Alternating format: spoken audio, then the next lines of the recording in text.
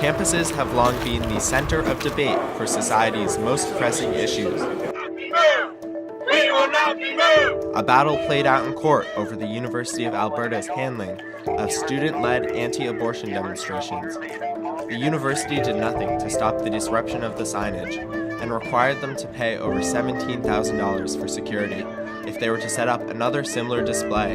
University of Toronto professor Jordan Peterson has received backlash for frequently speaking out against Bill C-16. The legislation added gender expression and identity to the Canadian Human Rights Act and the criminal code provisions dealing with hate speech. To Peterson, the legislation infringes on freedom of speech. And we have to be able to say what we have to say badly, or we won't be able to think at all!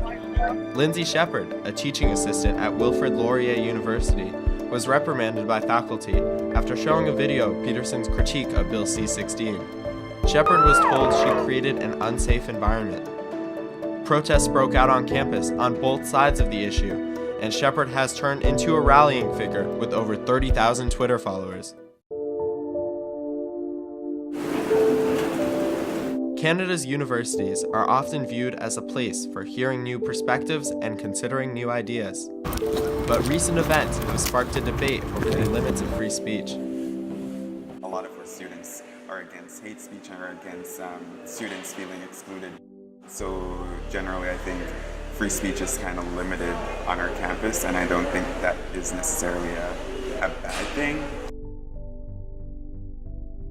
Husoni Raymond is a second-year St. Thomas student who sees dialogue on campus about what the limits of speech should be. Even at our recent student union debate, a student came and expressed their concern about making our campus a safe space and how that would limit free speech. David Hoffman is a University of New Brunswick sociology professor and terrorism scholar. He recently conducted a number of research projects to examine far-right extremism in Canada. Within the last 5 to 10 years in Canada, we've seen an absolute explosion of hate groups and hate crimes associated with hate groups, but particularly far-right hate groups. Also within the last 2 to 3 years in particular, there are groups being established in Atlantic Canada that we've never seen before. The debate came to Atlantic Canada after white nationalist posters began appearing on buildings at the University of New Brunswick's Fredericton campus. They were placed in the fall by a group known as the National Socialist Canadian Labour Revival Party. Then in January, the group placed recruitment posters on campus. Campus security removed them. Hoffman said society is witnessing a shift in how groups like the NSCLRP recruit and present themselves. It's all about defense now, and the posters that were posted out on UNB's campus, perfect example. It's a narrative, white culture is under attack. There's a white genocide going on right now. What it means to be a white Christian is in jeopardy now if we let these immigrants come in. Students we approached were reluctant to discuss the issue, but those who did said the posters have made them think differently about the UNB community. I actually couldn't really believe it. I didn't expect something like that from faculty such as this. I thought that it was a bit more, I guess you'd say, progressive, and these posters just sort of seem to go in the opposite direction.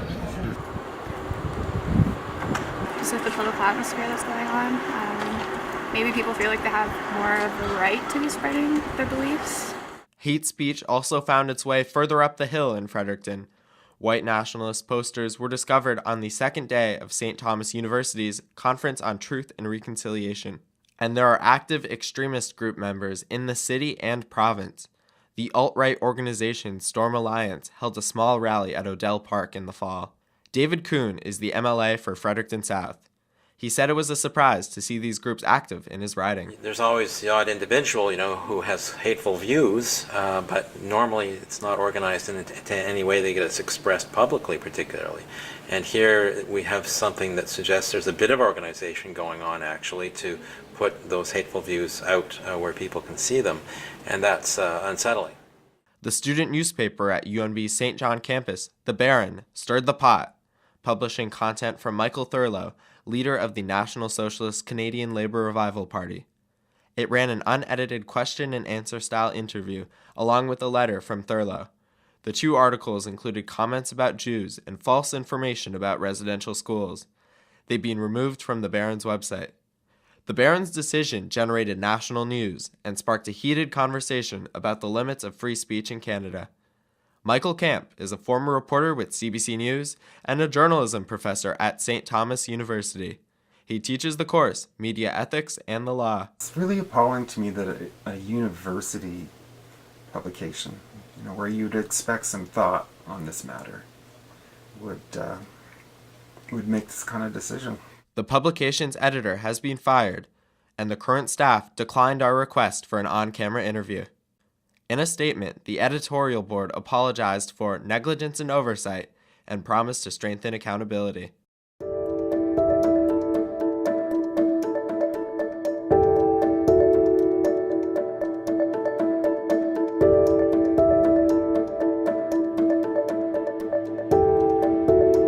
Section 2 of the Canadian Charter of Rights and Freedoms grants to everyone, among other things, freedom of conscience and religion, and freedom of thought, belief, opinion, and expression, including freedom of the press and other media.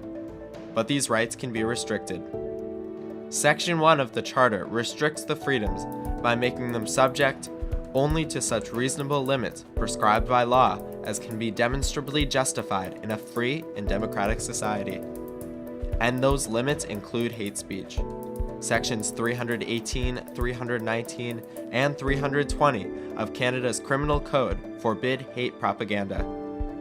The law states that 2 forms of hate speech are illegal: speech that advocates genocide and speech that promotes hatred against an identifiable group, which is likely to lead to a breach of the peace. Exceptions to the law include opinion based on belief in a religious text.